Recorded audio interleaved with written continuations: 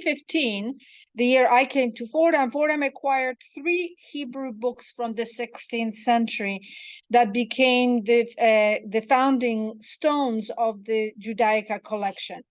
2 of them had expurgations and marks of censorship. In fact, the slide shows you a detail of one of them. This was the beginning of the Judaica collection, which then complemented an already existing Rosenblatt collection. And these books are now on display, as we'll see later on in our exhibit. Among other books, and Jewish and non-Jewish, that were subject to censorship, destruction over the long history of book banning. The exhibit weaves the story of censorship of Jewish books into the larger story of book censorship and bans. In fact, some of the most preeminent examples or prominent examples of the wholesale book burnings and censorship in Western history are the burnings of Jewish books in Christian Europe, with the most perhaps infamous example of the burning of the Talmud, an important book in Jewish tradition, along with the carts of Hebrew manuscripts in Paris in 1242. And the Talmud, as we'll see later, would also be banned and burned again in the 16th century. Our exhibit explores the long history and practices of censorship from antiquity until now, and methods to control and ban books and ideas, but also the resilience of censored works and attempts to push back. Our previous speakers in this series were Jonathan Friedman, the Director of Free Expression and Education Programs of PEN America, Andrea Badea, a scholar of the history of the Index of Prohibited Books from University in Frankfurt, and Federica Francesconi, who spoke about the censorship of Jewish books in early modern Italy. Today, we welcome Ruth Franklin. I had the pleasure to meet Ruth a few years ago, just a couple of weeks before the COVID pandemic shut down New York and the rest of the country and the world, for a conversation about my own book, Blood Libel, at the New York Public Library's Coleman Center for Scholars and Writers. Ruth Franklin is an American literary critic and former editor of the New Republic. She also contributes to the New Yorker currently. She's the teacher. She teaches at the at New York University's Arthur L. Carter Journalism Institute, and she's the author of Thousand Darknesses, Lies and Truth in Holocaust Fiction, and Shirley Jackson, A Rather Haunted Life. And this year, a book on Anne Frank, right, is coming out in the fall? It's actually coming out in the winter 2025. Okay, well, so we're getting a preview, which the last book I mentioned Shirley Jackson, A Rather Haunted Life, won the National Book Critics Circle Award for Biography and was named a New York Times Notable Book of 2016. So we are very honored to have Ruth with us, and we're looking forward to learning about Anne Frank. Thank you, Ruth. Welcome. The floor is yours. Well, thank you very much, Magda, for that introduction and for inviting me here. Thanks so much to all of you for being here in person and on Zoom. As Magda just mentioned, the talk I'm going to give now is drawn from the research that I've been doing for this book that I've been writing about Anne Frank over the last few years. It's a biography, but it's kind of an experimental biography.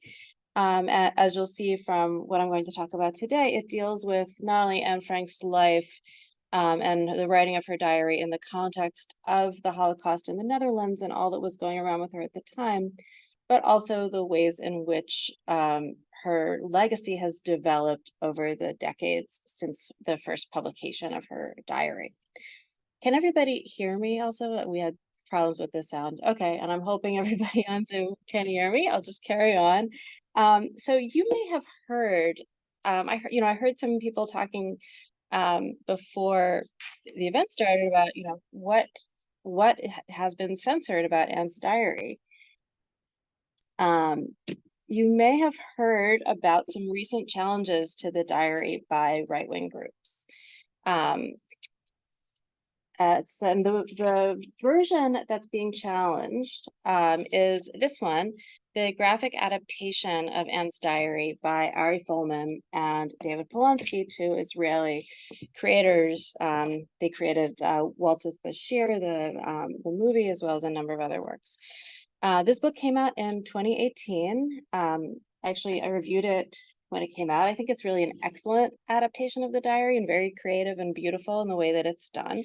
But it's come under fire for specific reasons. So as you see on the left of the slide, in September 2023, a middle school teacher in Texas was fired for reading a sexual passage from this adaptation out loud to 8th graders.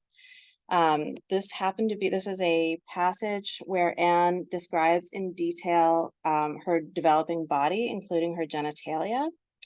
And there is also another passage that's frequently challenged where she talks about a sleepover. She remembers a sleepover she had with her best girlfriend before going into hiding and asking the other girl if she could touch her breasts. So the book was, this teacher was fired, a Florida school district permanently removed the book. It was temporarily pulled from a couple other school districts, again in Texas and in Florida. And when in targeting this edition of the book, lawmakers and activists stressed that they weren't targeting the diary, that this wasn't the real version of Anne's diary. One of them called it Anne Frank pornography. This spokesperson from this group called Moms for Liberty, which is behind a lot of these book challenges, said, we think true history absolutely needs to be taught, the Holocaust, the Anne Frank diary. This book isn't the real diary. Another lawmaker said, and I'm quoting him here, I read the diary of Anne Frank many times as a kid. I don't remember any of that stuff they put in the graphic novel. So before I get into what exactly is in the graphic novel and where it came from, I want to show you the passages that under question. So this is the one about her genitalia. And I also, if you want to take a look at the book closer up, I have it with me, where Anne is fascinated by the changes in her body. She went through puberty while in hiding. She got her period for the first time, and she's starting to, notice the changes in her body. And not only that, but in the drawing that accompanies this panel, you can see she's imagining herself giving a lecture to Peter Van Pels, the teenage boy with whom she was in hiding and who the diary makes clear. They had a lot of very frank and intimate talks about sexuality, about their bodies, the changes in their bodies, in a way that really kind of blew Anne's mind. She was so shocked and happy that she could have a friend to talk about all these things with, and even that friend happened to be a boy was just was so surprising and delightful to her. And so this is a passage in which she imagines herself describing what she calls here a girl's parts to Peter. And she says, I can tell from what he said that he doesn't know exactly how it all fits together. So that's the graphic genitalia passage. This next one is the passage I described about Anne wanting to touch her friend's breasts. And you can see it here at the bottom.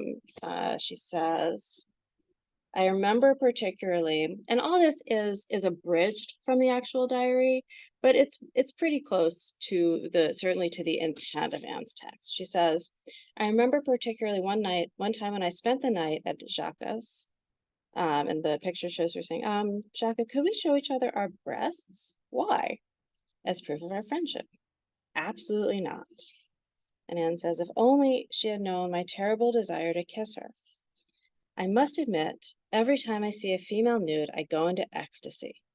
If only I had a girlfriend.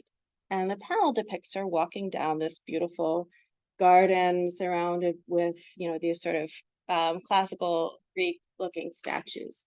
The original context of the diary makes it absolutely clear that Anne, when she's talking about going into ecstasy when she sees a female nude, she's talking about looking at pictures in an art history textbook. She mentions the art history textbook by name. So that detail gets left out of this graphic adaptation, but it's incorporated in the context of this image. So where did all this stuff come from? If this representative is right, he says that he read it as a kid and he doesn't remember any of this stuff. Where is it from? What is the true version of Anne's diary that ought to be taught in schools if this version is worthy of targeting for these reasons?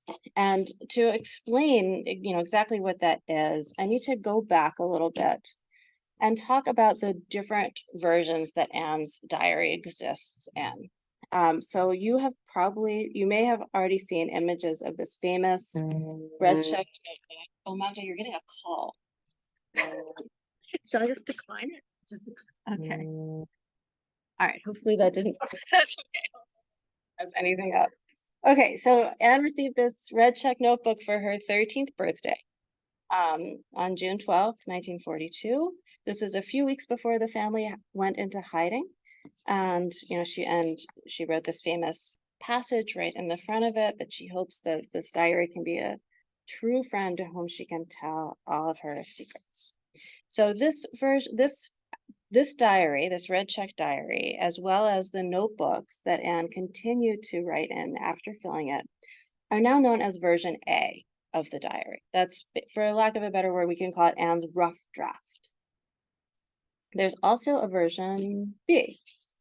And so what you see here, this is a picture from the Anne Frank house that they've allowed me to use that shows different texts Anne wrote. They're not all, you can see the red check diary on the upper right corner.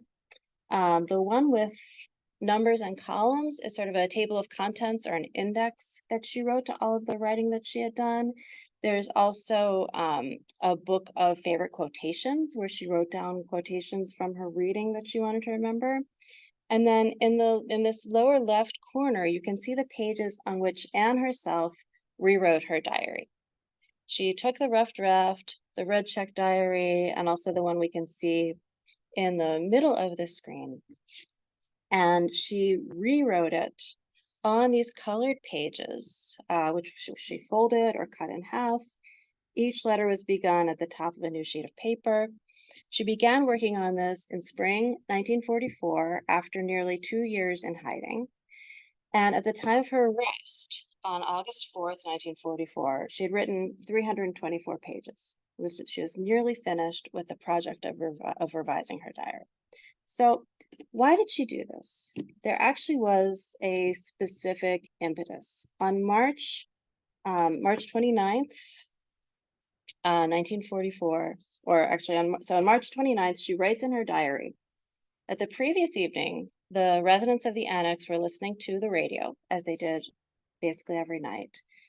And they heard this Dutch government minister from the government in exile come on Radio Orange, which was the clandestine Dutch station that broadcast into the Netherlands from England. And he came on, Gerrit Bolkestein came on and announced that after the war, the Dutch were going to establish a national archive to collect documents of private citizens that private citizens had written or received during the war. Letters, pamphlets, and he specifically mentioned diaries. And he said, history cannot be written solely on the basis of official records and archives. If posterity is to fully understand what we as a people have endured and overcome in these years, we must collect an enormous amount of material relating to daily life. So picture it, the 8 residents of the annex are sitting there listening to the radio, and he starts talking about how people need to preserve their diaries of the war years. And Anne says, everyone made a beeline for my diary. And she says, but initially she had some qualms about the suitability of her diary to tell the story of these years. And so this is a passage from the edition. There's an edition of the diary called the Critical Edition, published by the Netherlands State Institute for War Documentation, which is in fact the archive that was formed after the war that Minister Bolkestein was talking about. They created an enormous archive, a repository for research that is, a treasure trove for research on the Holocaust in the Netherlands. And that institute published this critical edition of Anne's diary in the late 80s in response to a number of people who had alleged that the diary was a forgery. Over in the 70s and the 80s, there were several lawsuits over this. The Dutch Institute decided to settle this question once and for all. They conducted a scientific analysis of the paper that Anne's diary was written on and published all three versions so that scholars could look at it and compare. So version A, as I told you before, the one at the top of the page is Anne's rough draft. That's the one she wrote in the plain notebooks. Version B is the one that she rewrote herself after hearing Bolkestein's address. And version C is the version that her father published. And the scope of the changes that both Anne made to the diary and her father, Otto Frank, made are far beyond the scope of this talk today, but I'm going to focus on just a couple of them. And you can see in this entry where she's writing about hearing Bolkestein's speech, a characteristic example of one of those changes. In version A, she says, in that second paragraph, just imagine how interesting it would be if I were to publish a romance of the secret annex. The title alone would be enough to make people think it was a detective story. But seriously, it would be quite funny, 10 years after the war, if people were told how Jews lived and what we ate and talked about here. And so now if you look at the same passage in version B, but seriously, it would be quite funny, 10 years after the war, if we Jews were to tell how we lived and what we ate and talked about here. Notice that change. Her reworking of the diary transformed it from a private diary, a private document chronicling her intimate life, into a public testimony, from a personal account of 2 years of family life conducted under extraordinary circumstances to a text of witness, a j'accuse. And it's important to her, right, that the Jews are to tell their own story if we were to tell how we lived and what we ate and talked about here. But then she says, although I tell you a lot, still even so, you only know very little of our lives. Why? Because she's focused on the personal, the intimate, the interpersonal relationships. And so she goes back to the beginning and rewrites it from the start, adding in details that a reader who doesn't know her and doesn't know her family and maybe doesn't know much about what happened to the Jews of the Netherlands during these years, she adds all the information that that person is going to need in order to understand her diary. She adds some entries to the time before they went into hiding, explaining the persecution of the Jews and exactly what happened. She adds stuff later, and she also takes things out. And so you may have heard that Otto Frank censored Anne's diary. He's been accused of removing Anne's negative comments about her mother, as well as her thoughts about her sexuality, usually with implications that he patriarchally silenced her. I identify as a feminist critic. My take on Anne's diary is a feminist interpretation, but I think this is an oversimplification to accuse Otto Frank of having silenced her in this way. The truth is that Anne did far more substantial editing to her work herself than her father ever did. Most of the personal information that Otto is accused by critics of taking out, Anne's thoughts about menstruation, for instance, her descriptions of her anatomy that we saw in that previous panel from the graphic adaptation, that is material that Anne herself removed from version B. Why? because it was a testimony of the war years. It wasn't supposed to be a document of the adolescent development of Anne Frank, Dutch Jewish girl in hiding, right? So she took out the personal material to focus on the testimonial. So in that sense, we can understand Anne Frank as the original censor, I prefer the word, editor of her own diary. So as I said, the details of Anne's changes are truly far beyond the scope of what I'm going to talk about here. But in short, she did three main types of edits. Stylistic edits. In the beginning, she didn't write her diary in the characteristic form of letters to Kitty that we, of course, know it as now. Her initial entries weren't in the form of letters at all. There also were a number of entries that were written to other people. They were all fictional characters from one of her favorite novels. That's a whole other story. But in the rewrite, she standardized it all as letters to Kitty, making it seem as if she had written her diary that way from the beginning, which was in fact not the case. There were, as I said, there were personal edits, removing intimate details not related to the persecution narrative. She had written actual letters to a friend, goodbye letters to a friend, that were in the original diary that she took out. I think one of the most interesting things is that she took out almost her entire romance with Peter.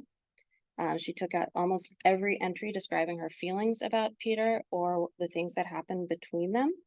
And it was her father who chose to put all that back in for his own reasons, we can only imagine. And the testimonial edits. And those were the edits designed to make her diary readable to an audience. She changed people's real names to pseudonyms to protect the identity of the people, the helpers who supported the family while they were in hiding. She added entries explaining the facts about the persecution of the Jews that our reader needs to know. And the claiming of agency in the narrative for the Jews to tell their own story, as we saw in that entry.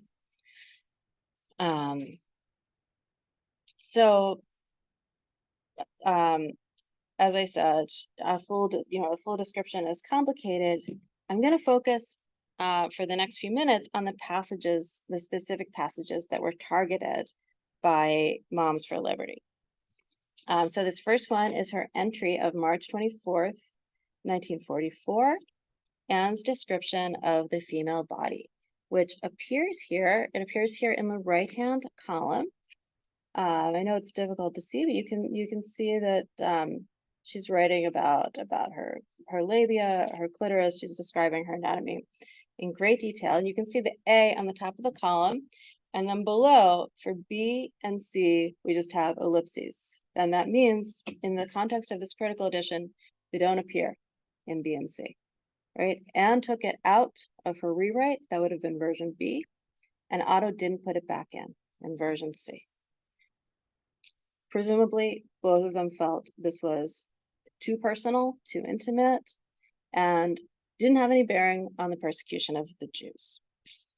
But let's look at the passage about Anne wanting to touch her friend's breasts. So here it is again, January 6th, 1944 in the original. We can see that it appears in the A version under that date. It's not in the B version. Anne took it out. And Otto reinstated it with a different date.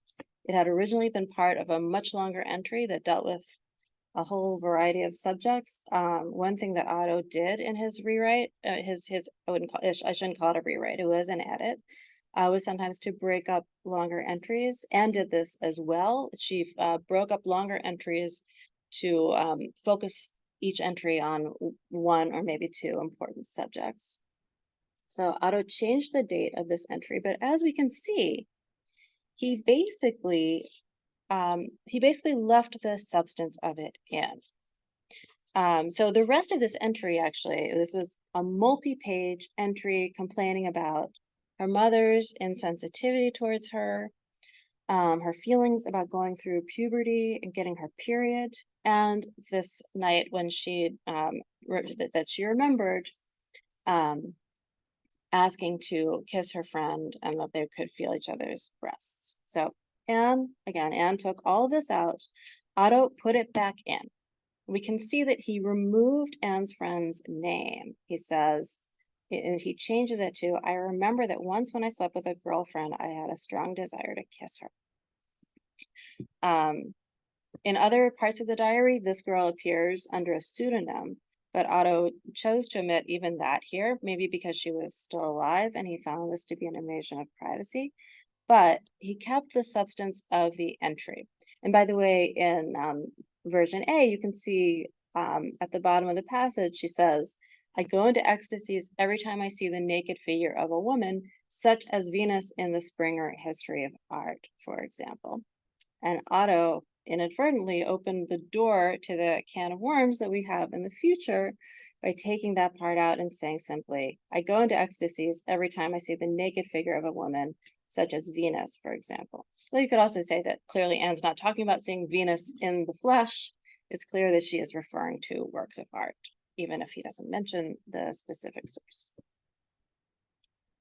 So clearly, to say that Otto censored Anne, as many readers have done, and here's just one example, is wrong. This is a piece on the website Hey Alma, a news site for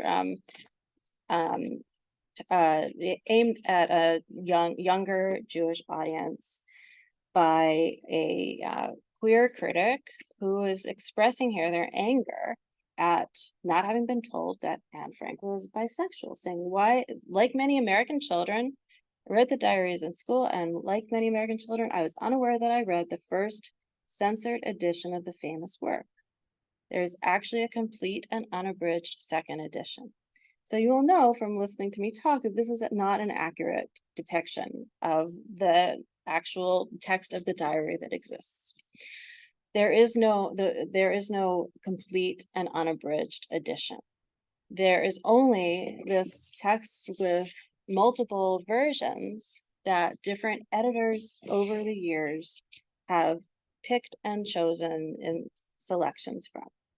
And so we see that, you know, the version of Anne's diary we read in school, you all may remember this text, which is the same one that I received as a child in the 80s. This is version C. This is Otto's edit. There's now a version of Anne's diary called the definitive edition that many people use to teach from and also read, of course, that incorporates some of that material from version A, including, I believe, the passage about the genitalia. And of course, when they created the graphic novelization, Pullman and Polonsky were able to draw from all of the texts available in the critical edition and make their own selection. But I think it's really interesting that readers assume that it was Otto who deleted this stuff. So many readers have alleged that he took out the passage about Anne wanting to touch her friend's breasts, that I honestly, when I went back to this version of the diary, the one that I read as a child, and looked it up, I had trouble trusting my own eyes. And, you know, that he left it in with these minor changes, but it's there. So where does this misconception come from? So in an article about the publication of the critical edition that ran in the New York Times, when that edition came out, the journalist stated in that piece that Otto deleted Anne's references to menstruation, together with, in quotes, a reference to two girls touching each other's breasts. Now, note that the reference was actually to two girls not touching each other's breasts. And as best as I can tell, this line in that New York Times article comes from a misreading of an essay by one of the editors of this critical edition, which summarizes the changes made by Otto as well as the publishers.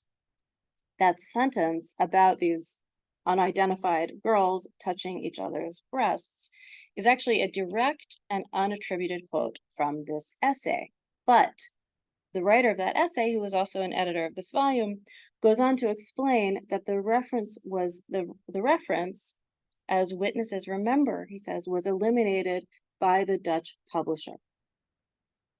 But this journalist from the New York Times apparently didn't read any further in the essay than that, because if he had, he would have seen that the omission troubled Otto. When the first translation, the first French translation of Anne's diary was based on the Dutch version, but he saw a new opportunity with the English language version. And in July 1951, he personally brought the text of the passages that the Dutch publisher had deleted to the London offices of Valentine Mitchell, the diary's British publisher. An editor there explained to the first English translator that some of these passages had been cut, quote, because either they were too long or because they were likely to offend Dutch Puritan or Catholic susceptibilities. The editor said that the English edition should contain those passages. They were reinstated, and indeed they appeared in the first English language edition of the diary, as well as every edition afterward. So not only did Otto not censor the passage about Anne and Jacqueline and edit it out herself, he insisted that it be restored. Why? I don't know. We can only speculate. Otto didn't leave any notes or explanations about the changes that he made to the diary. Likely, he didn't see it as evidence of Anne's bisexuality. It's extremely unlikely that he was thinking in those terms, right? That is our 21st century projection onto this text. He saw her as a child. I don't think he saw her in any way as a sexual being or thought about her sexual orientation, right? We have to consider this in the time in which it was written and in which it was published. But that's the take that readers project onto it now.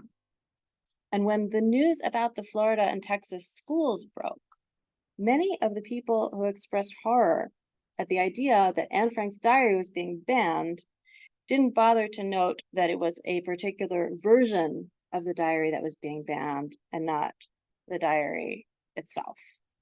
These are some, representative tweets. I got messages from friends all over the country saying, "Did you hear the diary of Anne Frank was banned in Texas?" Still, at the same time, it's clear that the activists who targeted the graphic adaptation didn't realize that virtually the same exact content is in what they think of as the original diary, right? Since it's a graphic adaptation, it condenses a lot of text into those 2 pages, but it is in fact faithful to the tone and content of Anne's entry of January 6th, 1944. So unfortunately, if the graphic adaptation is targeted by right-wing activists for its quote-unquote LGBTQ content, on those grounds, they are going to have to go after the diary itself. So far, they don't yet seem to have realized this, or that's a bridge too far. They don't want to cross that line. As we can see in the exhibit, the books that are banned at any given moment are a reflection of cultural, moral, and religious values, which change over time, often in unpredictable ways. And a further complication of the situation around Anne Frank's diary is that here is a situation in which the text itself is fluid, right? There are different versions presented at different times, received in different ways by different audiences. So if you are intrigued by this and want to hear more, I've been publishing some outtakes from the book or other explorations of my research on my Substack newsletter. It's all free. The address is below. If you don't need another email newsletter in your inbox, I'll urge you to connect with me on Facebook or on Instagram. I'm not using Twitter anymore for all the obvious reasons. But I'd be delighted to hear from you and to follow up on any questions you might have there. I'm also, of course, happy to take questions now if there's time.